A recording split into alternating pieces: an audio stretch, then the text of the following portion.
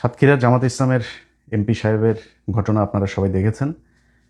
গেল 2 দিন ধরে তার এই ভিডিও নিয়ে যদি কনক্লুশনে আসি তাহলে বিষয়টা এরকম দাঁড়াবে যে ইয়েস, এই ভিডিওটা সত্য, তিনি অপরাধ করেছেন। তার এই এখন সে বিয়ে করেছে বা বিয়ে করবে ওই মেয়ের সাথে যেই ঘরের ভিতরে যেটা নিয়ে কয়েকজন আপনার বাকবিতণ্ডা করছে, সেই ভিডিওটা দেখেও আমার যেটা মনে হয়েছে যে মেয়েটা স্বেচ্ছায় তার সাথে গিয়েছে এবং আহ, সম্ভবত বিয়ে হয়তো হয়েছে বা বিয়ে করতেও বোধহয় ওই মেয়ের কোনো সমস্যা নাই, এরকম কিছু একটা। কিন্তু তারা যেটা করেছে সেটা গোপনে করেছে, গোপনে আরেক জায়গায় গিয়ে করতে চেয়েছে। তো এটা বিবাহ বিবাহ বহির্ভূত হোক বা বিবাহ করেই হোক, যেটাই হোক, জামাত ইসলামের একজন নেতা এই যেটা করেছে এটা অপরাধ। অন্তত জামাত ইসলামের কাছে এটা বাংলাদেশের মানুষ আশা করে না। আমার বেশিরভাগ ফলোয়ার, আমাকে যারা পছন্দ করে, আমি যদি বিএনপিকে ধরি, বিএনপি আমাকে এই মুহূর্তে, যদিও যেহেতু আমি তাদের একটা অবস্থান নিয়েছিলাম নির্বাচনের সময়, তারা আমাকে হয়তো এখন 80 ভাগ 80 ভাগ বা 90 ভাগ মানুষ আমাকে পছন্দ করে। বাদবাকিরা, তাদের আমার প্রতি ক্ষোভ আছে, অভিমান আছে, অভিযোগ আছে। বাট তারাও ভারত বিরোধিতার কারণে আমার প্রতি তাদের ভালোবাসা আছে। বাট জামাত ইসলামকে যদি জিজ্ঞেস করি, আমি মনে করি যে 100 ভাগ জামাত ইসলামের নেতা কর্মী তারা আমাকে পছন্দ করে। তো তাদের প্রতি আমার সত্যি খারাপ লাগছে যে এরকম একজন বয়স্ক মানুষ, আমাকে যদি জিজ্ঞেস করেন ভাই, আমি সত্যি কথা আমি মারা যাইতাম, আমার পক্ষে পৃথিবীতে বেঁচে থাকা এরপরে এটা সম্ভব হইতো না। তো তিনার মতো একজন মানুষ এটা করার পরে সেটা আমি আমার ফেসবুকে দিয়েছিও। আমি আমার আগেই যদিও এটা ভাইরাল হয়ে গিয়েছিল, আমি দেওয়ার পরে আমার শুভাকাঙ্ক্ষী যারা আমার জামাত ইসলামের কেন্দ্রীয় কোনো কেউ না, বাট অনেকেই আমাকে ফোন করেছেন যারা আমাকে পছন্দ করেন যে ইলিয়াস ভাই, আপনিও ভিডিওটা দিলেন কেন এটা না দিয়ে। দেখেন ভাই, আপনাদের একটা কথা বলি, জামাত ইসলাম ফেরেশতাদের দল না, এটা মানুষের দল। সাহাবীদের ভেতরেও কিন্তু আমি যদি একজনের কথা বলি, মুয়াবিয়া রাদিয়াল্লাহু তাআলা আনহুর কথা বলি, তার পক্ষে বিপক্ষে কিন্তু কথা আছে। হ্যাঁ, অনেকে মনে করেন তিনি এ, এ, আমাদের একজন বিশাল সম্মানিত একজন ইমামকে তিনি হত্যার সাথেও জড়িত, অনেকেই বলে থাকেন। তো আমি ওই বিতর্কে যাচ্ছি না, সেটা বলার জন্য বাংলাদেশের অনেক আলেম আছে, তারা এটা নিয়ে কথা বলেন। তো জামাত ইসলাম সাহাবীদের, মানে জামাত ইসলাম না, আমরা তো বহু পরের, আমরা সাহাবীদের পায়ের নখের সমান যোগ্য আমরা না। তো তারা যদি ভুল করতে পারেন, তাহলে আমরা, এটা জামাত ইসলামের মতো একটা সংগঠন বা আমাদের মতো সাধারণ মানুষ আমরা ভুল করতেই পারি, এটা খুবই স্বাভাবিক একটা ব্যাপার। আমি মনে করি ভাই, আপনাদের এই দায় ঘাড়ের মধ্যে না নিয়ে আপনি তাকে পানিশমেন্ট দেন। আপনাদের এইটা এইভাবে বলা উচিত যে জামাত ইসলাম একটা মানুষের দল, আমরা মানুষ, মানুষ মাত্রই ভুল হইতে পারে। সো আমরা তাকে পানিশমেন্ট দিয়েছি, দল থেকে পদত্যাগ বহিষ্কার করেছি, ব্যাস শেষ, এই পর্যন্তই। এরপরে সে বিষয়টা নিয়ে, যেহেতু বাংলাদেশ শরিয়া আইন হইলে তো তাকে হত্যাই করা হইতো, তো আমি মনে করি এখন সে তার বিষয়টা আল্লাহর সাথে ডিল করুক। আল্লাহ যদি তাকে ক্ষমা করেন বা তিনি যদি আসলে বিয়ে করে থাকেন, তাহলে তাকে বিয়ে করে ঘরে নিয়ে যাক। অনেকেই বলছেন যে তার বয়স এত, বয়স ওনার মেয়েটার বয়স ছোট্ট। ছোট ভাই, শাওন যখন দাদার সাথে যায় লুটুপুটু খেলে তখন বয়স হয় না? শাওনের বয়স তো ছোট। শাওনের দাদার চাইতে শাওনের বয়স হুমায়ুন আহমেদ কাকার চাইতে তার বয়স ছোট ছিল না? তো দাদার সাথে সে খেলে নাই, আকাম কুকাম করে নাই, মুনাসপল্লি টলি বিভিন্ন জায়গায় খেলা টেলা তো আগেই করছে, করে তারপরে যা বিয়ে করছে। তো এগুলোতে সমস্যা হয়নি, জামাত ইসলাম উনি করছে, এই জন্য সমস্যা হয়েছে। এখন জামাত ইসলামের ভাইদেরকে বলবো, জামাত ইসলামের নীতি নীতি নির্ধারণী পর্যায়ে যারা আছে তাদেরকেও বলবো যে ভাই, ওনার পানিশমেন্ট দেন, ওনার দল থেকে বহিষ্কার করে তারপরে আপনি আপনি কলঙ্কমুক্ত হন। জামাত ইসলামের ভাই খালি উনি একা না, আমি সরাসরি বলি, ওনার মতো এরকম আরো 4 জন 5 জন 10 জন 20 জন থাকতে পারে। এই একই কাজ তারা হয়তো গোপনে গোপনে করছে, ধরা পড়ে নাই তাই ভালো। আমাদের বাংলাদেশে একটা সমস্যা হলো যে ধরা না পড়ছে যে সে ততক্ষণ পর্যন্ত সে ফেরেস্তা, ধরা পড়লে তার মতো অপরাধ আর কেউ কেউ করে নাই। সবাই এখন উঠে পড়ে লাগছে জামাত ইসলামের ওই লোকের বিরুদ্ধে। সবাই অ্যাজ ইফ মানে বাংলাদেশের মানুষ মেয়েদের দিকে চোখ তুলে তাকায় না। অবাক হয়ে দেখতেছি ভাই, গোলাম ময়লা রনির মতো লোক, যে বড় বউকে বলছে যে আমার মেশিন চলে না, ছোট বউর সাথে যায় মেশিন চালায়। আমার আমার ইউটিউবে আছে, এখন আমার ইউটিউব চ্যানেলে যায়েন, সেখানে তার সেই ছোট বউয়ের পুরো অডিও আছে। ছোট বউরে বলছে যে ছোট বউর সাথে মেশিন চালায়, বড় বউরে বলছে আমার মেশিন কিন্তু ঠিক নাই। শুনছেন না? এই এই কথা তার নিজের বউ বলছে। তো সে গোলাম মাওলা রনির মতো একটা লোক, কালকে আমি এই কিছুক্ষণ আগে একটা পেজে আপনার তার ইয়েটা আমার টাইম লাইনে এসছে, সেখানে দেখি যে সে আমিরকে নিয়ে, জামাতের আমিরকে নিয়ে একটা পোস্ট দিয়েছেন। তো আমি সেখানে গেলাম, যাওয়ার পরে দেখি যে 8-10টা পোস্ট করেছে শুধু এই সাতক্ষীরার এমপি সাহেবের এটার বিষয় নিয়ে। বিশ্বাস করেন, গোলাম ময়লা রনির বউয়ের যে অডিও আমি ছাড়লাম, ওইটা ছাড়ার পরেও আমার আমার পক্ষে বাঁচা সম্ভব হইতো না। সেই ব্যক্তি এরকম কোনো ঘটনা যদি আমার আসতো, যদি বেঁচেও থাকতাম, আমি 4-5 দিন সোশ্যাল মিডিয়াতে আসতাম না। ও এই লোকের নিয়ে এগুলো বলে, লুচ্চা তুই যে আকাম কুকাম করছিস, বড় বড় মেশিন চলে না বলে আরেক বেটির গোপনে বিয়ে করে তারপরে আরেক জায়গায় গিয়া থাকিস, তুই কেমনে এটা নিয়ে আলোচনা করতে আসছিস? এও কথা বলে। এখন অন্যান্য রাজনৈতিক দলের কথা যদি বলি ভাই, নাম ধরে বললাম না, কিন্তু সবার পাশার নিচেই না গু আছে, একটু হাত দিয়ে দেখেন বহু জায়গা থেকে। আপনাদের এই যে বিএনপির মহাসচিব মহোদয় আছে না, মহাসচিব মহোদয় নিয়ে আপনারা তো আলাপ টালাপ করেন না। আপনাদের মহাসচিব মহোদয় আপনাদের দলের কেন্দ্রীয় এক নেতা, যেই নেতা কোভিডের পরপর মারা গিয়েছে, তার বউরের সাথে লুটোপুটো করেছেন। শুধু তিনি একা না, দলের আরো 3-4 জন বহু বড় বড় মন্ত্রী তিনারা এখন তার সে বউর সাথে লুটোপুটো করেছেন। তো আমি মাঝখানে একটা দিতে চেয়েছিলাম না, কয়েক সেকেন্ডের একটা প্রোমো দিলাম না, ট্রেলর দিলাম, আপনার একটা পর্ব আসছে আগামীকাল। ওইটা দেওয়ার পরে কাপড় চোপড় নষ্ট হয়ে গেছিল বেশ কয়েকজনের। বিশাল বড় এক জায়গা থেকে ফোন করে তখন বললো যে ভাই, নতুন একটা সরকার আসছে, আপনি এই মুহূর্তে এটা দিলে। তো দেই নেই, চেপে রেখেছে। কারণ বিএনপির সাথে তো আর আওয়ামী লীগের মতো অবস্থায় আমরাও যাইতে চাই না। বিএনপির সাথে তাল মিলায় চলে যেতে চাই যতক্ষণ পর্যন্ত তারা ভারতের সাথে আওয়ামী লীগের মতো নিজের পিছন পশ্চাৎ দেশ ভাড়া না দিয়ে দেয়।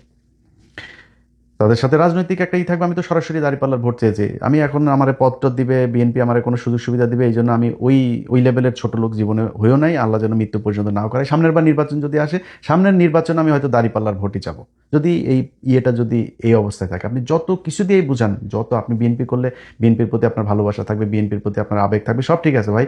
কিন্তু আপনি একটা এলাকায় যদি জামাতের আর বিএনপির লোকের ভাগাভাগি করেন, ওই আপনি ভালো মানুষ খুঁজতে গেলে আপনাকে যদি শতভাগ সৎ এরকম কোনো মানুষ খুঁজেন, সেই পার্সেন্টেজটা বিএনপিতেও আসে, বা জামাতে সেটার সংখ্যা বেশি। এটা আমি মনে করি। আপনার কাছে এটার ভিন্ন কোনো মতামত থাকলে সেটা আপনার ব্যাপার, কিন্তু আমি মনে করি এটা। এখন সেই বিএনপির লোকজনও কিন্তু এটা নিয়ে ব্যাপক কোলাহল চলছে, তাদের ভেতরে খুব উত্তেজনা চলছে। তো করেন, সমস্যা নাই। যিনি এটা করেছেন তার এই পানিশমেন্টটুকু তার প্রাপ্য, এবং সেটা সে সোশ্যাল মিডিয়াতে পাচ্ছে। আমার মনে হয় তার পরিবারের মানুষজন এখন খুব খারাপ একটা অবস্থার ভেতরে আছে। যেহেতু জামাত ইসলাম করে ওই পরিবার, বা যে এমপি সাহেব নিজেও হয়তো আমাকে খুবই পছন্দ করেন, তারপরেও তার বিরুদ্ধে আমি কথা বলছি, কিছু করার নেই। কারণ খারাপ যেটা সেটা আপনাকে বলতে হবে।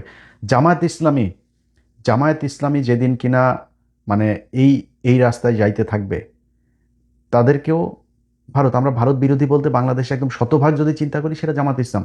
সেই দলের নেতা যদি ধরেন এটা ধরা না পড়তো, তাকে ভারতীয় এক ট্র্যাপের মধ্যে সে পড়তো, তাকে যদি ভারত করতো, বাংলাদেশে বহু রাজনৈতিক নেতা, বহু সেনা কর্মকর্তা, বহু পুলিশের কর্মকর্তা, আমলা, অনেককে ভারত এইভাবে ট্র্যাপ দিয়ে দিয়ে তারপরে এই যে 15 বছর যেটা করেছে, এটা করেছে তারা সারা জীবন।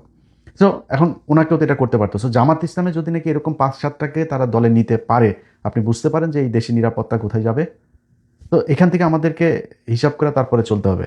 কিন্তু জামাত ইসলামের বিরুদ্ধে যেরকম বলছে, আমি কিন্তু এটা আমার পেজে দিয়েছি, আগেই বলছি। সো আমার বলতে পারবে না যে আমি পার্সিয়ালিটি করেছি। আবার এটাও মনে করেন না যে আমাদের হাতে বোধহয় আর অন্য কারোর কোনো কিছু নাই। আপনাদের নিজেদের দলের লোকই সবচাইতে বেশি এটা বিএনপি করে। বিএনপি নিজেদের দলের লোকই নিজেরা পাঠায়। নাম আর বললাম না। তো আপনাদের এগুলি দেখাই না তো আমরা। আমরা আওয়ামী লীগের সময় যারে পাইছি তারই ন্যাংটা করে দিয়েছি। এই যে হারুন থেকে শুরু করে জাহাঙ্গীর কবির, নানক টানক, সব কিন্তু আমার হাত দিয়ে গিয়েছে। আমরা এখন করি না। কেন করি না? আপনার কি মনে হয় যে আমাদের কাছে আসে না কিছু? আসে, কিন্তু করি না। কারণ আপনাদের সাথে তো আমাদের সেই বিরোধ তৈরি হয় নাই। কারণ আপনি যখন দেখবো আপনি দেশের বিরুদ্ধে অবস্থান নিয়েছেন, ভারতের পক্ষে কাজ করবেন, ওই দিন দেখবেন ইলিয়াসের কাছে কার কারটা আছে। আপনি ফেসবুক বন্ধ করে দেবেন, ইউটিউব বন্ধ করে, টিকটকে যায় ছাড়বো, টেলিগ্রামে ছাড়বো, হোয়াটসঅ্যাপে ছাড়বো, কয় দিকে আটকাবেন আপনি? আর এই জিনিস ছাড়ার পরে আপনি কই ছাড়ছেন ওইটা ম্যাটার করে না। ফেসবুকে না ইউটিউবে ছাড়ছেন ম্যাটার, যে কোনো এক জায়গায় খালি দিয়া দিবেন, ওইটা সারা দেশে দেখবেন ছড়াই গেছে। আপনি আমার পেজ বন্ধ করে লাভ নেই। তো তো আমরা সেই জায়গায় যাইতে চাই না। বিএনপির সাথে সেই সম্পর্ক আশা করি হবেও না। যা যা হচ্ছে এখন পর্যন্ত, চীন সফর পর থেকে যা যা ঘটছে, সোফার এখন পর্যন্ত আলহামদুলিল্লাহ গুড। আমরা যদি দেখি বাংলাদেশের বর্তমান সরকার আবার ভারতের সাথে গিয়েছে, তখন তো আমাদের ভাই আপনাদের বিরুদ্ধে যাইতে হবে। সিদ্ধান্ত আপনাদের। আপনারা যেরকম করে আমার পদ দেওয়ারও দরকার নেই, আমার আপনার সুবিধা দেওয়ারও দরকার নাই। আমার জীবনে ভাই মানে হাজার হাজার কোটি, শত শত কোটি টাকার মালিক হওয়ার ইচ্ছাই নেই। আপনি আমার করবেন কেমন? আমি চলাফেরা চলতে পারি, আমার যা খাইতে মনে চায়, ঘুরতে মনে চায়, যেটা কিনতে মনে চায়, আলহামদুলিল্লাহ আমার এইটুক চললেই হয়েছে। আল্লাহর কাছে খালি বলি যে আল্লাহ আমার চলায় নিয়ে যাও, আটকায় দিও না কোনো জায়গায় গিয়ে, যেন কারোর কাছে হাত না পাতায়। এর বাইরে কোনো কিছু না। আপনার কাছে আমি কিছু চাই না, জাস্ট ভারত থেকে দূরে থাকতে হবে আপনাকে, এর বাইরে কোনো কিছু নাই। এখন এই বিএনপি এবং অন্যান্য আওয়ামী লীগ সহ তারপরে সাধারণ মানুষ যারা যারা এগুলো করছে, এটা তো ভাই ট্রল এটা করবে, এটা কোনো ব্যাপার না। বিএনপির আজকে একটা কেউ কিছু পাইলে জামাত ইসলামের লোকজনও, শিবিরের পোলাপানও, তারাও এইভাবে ট্রল করবে, এটা খুব স্বাভাবিক। কিন্তু একটা বিষয় আমার মাথায় আসে না, সেটা হলো বাংলাদেশের প্রতিটা গণমাধ্যম, অলমোস্ট প্রতিটা গণমাধ্যম এটা নিয়ে নিউজ করেছে। এটা কি বাংলাদেশের মেইন স্ট্রিম গণমাধ্যমে নিউজ করার ব্যাপার? এটা কি হয় বাংলাদেশে? সবসময় এরকম হয়? আপনারা কি আমি ধরেন আওয়ামী লীগের সময় হারুনের টুনটুনি দেখানো হয়েছিল না? হারুনের টুনটুনি যখন দেখালাম আপনারা সোশ্যাল মিডিয়াতে নিউজ করছিলেন, জাহাঙ্গীর কবির নানক এটা বের করার সময় নিউজ করছিলেন আপনারা সোশ্যাল মিডিয়াতে, পরিমণি যখন কিনা ওই যে সাকলা ইন্ডিয়া নিয়ে করলো তখন আমি ভিডিও ছাড়লাম, তখন আপনারা নিউজ করছেন কি ইলিয়াসের হাতে কিভাবে গেল এই ভিডিও, আপনারা কিন্তু ওইটা নিয়ে নিউজ করেন নাই, আমার এইভাবে কি।